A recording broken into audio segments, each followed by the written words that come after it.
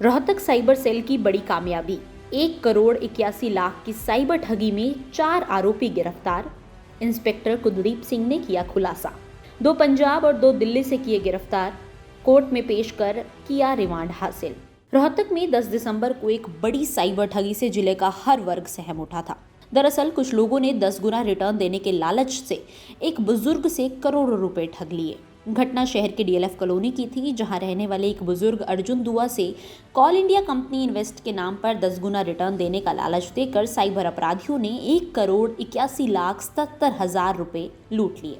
इसे cyber police ने छापेमारी करते हुए 4 आरोपियों को गिरफ्तार किया है। बताया गया है कि ये किसी गैंग या नेक्सस से जुड़े हुए हैं, जिनका काम लोगों को झांसा देकर कई महीनों तक अपने जाल में फंसाकर फ्रॉड करने का होता है। 70 वर्षीय अर्जुन दुआ ने बताया कि वो एक नट एंड बोल्ट कंपनी में काम करते थे, इंजीनियर के पद पर थे, अब रिटायर हो चुके हैं। पत्नी शकुंतला पीजीआई से 2016 में स्टाफ नर्स के तौर पर रिटायर हुई थी। उन्होंने लाइफ इंश्योरेंस कंपनी से पॉलिसी करवा रखी है। 24 जून को किसी महिला का इंश्योरेंस से संबंधित कॉल आता है और ये बताया जाता है कि कॉल कंपनी में 225 करोड़ का उसने निवेश किया है। अगर आप भी निवेश करना चाहते हैं तो आपको कई गुना का मुनाफा होगा। मार्केट से रेट ट्राई किए गए, बात सच लगी, उन्होंने निवेश किया। आपके शेयर 6 रुपये 27 पैसे के हिसाब से बेचे जाएंगे। 3 महीने के बाद 66 रुपये प्रति यूनिट के हिसाब से शेयर वापस मिलेंगे। वो उनकी बातों में आ गए। आरोपियों ने बताया खाते में करीब 1 करोड़ 81 लाख 70 हजार 129 रुपये निवेश करवा लिए। बुजुर्ग ने यह भी बताया कि उसने अलग अलग जगह से पैसे उधार लिए थे। शर्म के मारे कई महीनों तक वो चुप रहे, लेकिन अब लोग पैसे मांगने के लिए आ रहे हैं। एक दिन अचानक मेरे पास टेलीफोन आता है कि ये मेरा नाम रंधावा है, आरएस रंधावा, जो कि बाद में पता चला कि रंधावा नाम का तो कोई बंदा ही नहीं था। मेरा नाम आरएस रंधावा है। मैंने कोल इंडिया कंपनी से 225 करोड़ रुपए का टेंडर लिया है। अगर आप इन्वेस्ट करने में इंटरेस्टेड हैं तो आप पैसा इन्वेस्ट करो। 6 रुपया 26 पैसे के हिसाब से पर यूनिट हम तुम्हें एलोकेट करेंगे और 26 रुपये के हिसाब से वापसी देंगे। 60 रुपये के हिसाब से, और जिसकी मार्केट वैल्यू 200 रुपये से ऊपर है, और मैंने मार्केट से पता करा थी। इनिशियली मेरे पास कुछ पैसे, कुछ लाख थे, समझो 15-20 लाख रुपए। I do not know have idea about the exact figure, पर वो बैंक स्टेटमेंट बोलती है, क्योंकि जो भी मेरे से इन्होंने पैसा लिया वो सारा बैंक के थ्रू लिया और आरटीजीएस के थ्रू गया हुआ है। ये मेरे को बैंक का नाम देते, आईएफएससी कोड देते और बैंक का अकाउंट नंबर देते। 3 चीज़ें, अकाउंट नंबर, आईएफएससी कोड और बैंक का नाम। मैं उसमें पैसे डाल देता, डालता गया। अब इतना और डालो, अब इतना और डालो, अब इतना और डालो।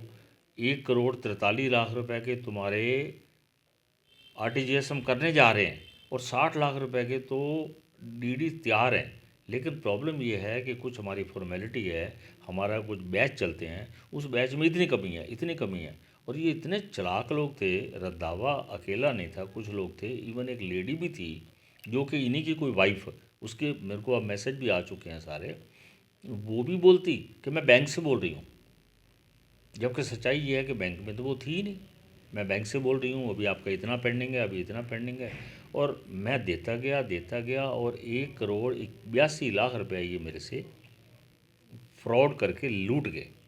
और आई बार कहते हैं 1 करोड़ 43 लाख रुपए का ये आरटीजीएस कर रहे हैं और 60 लाख रुपए का डीडी भेज रहे हैं।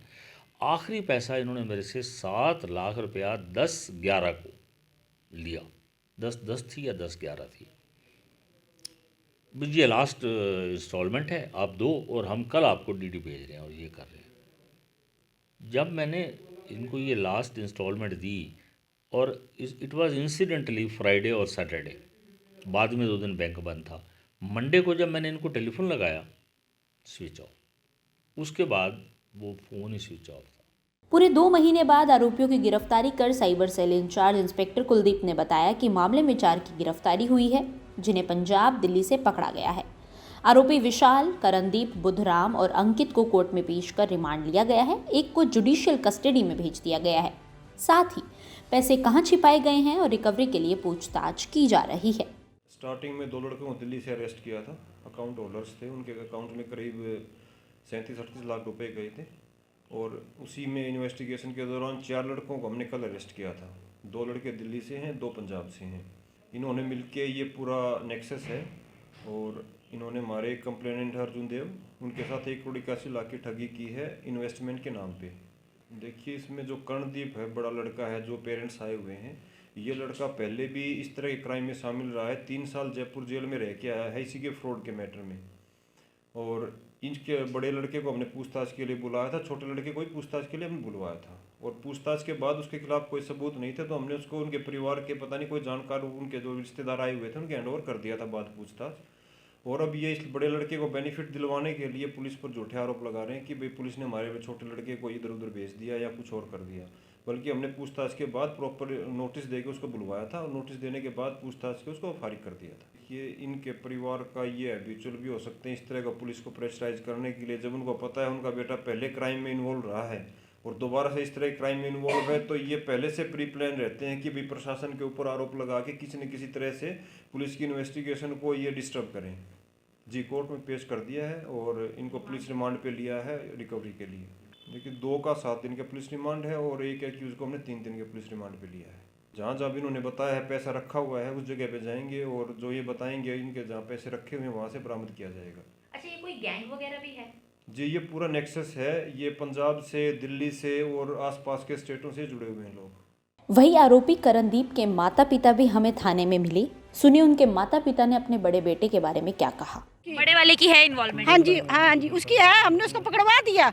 हमने कहा इसके साथ आप जो मर्जी करो, लेकिन हमारा छोटा बेटा तो दे दो।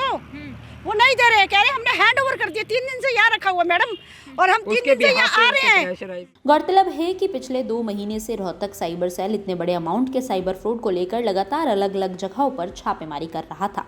9 फरवरी को चारों को अरेस्ट किया गया। किसकी संलिप्तता और पाई जाती है, ये जांच का विषय है।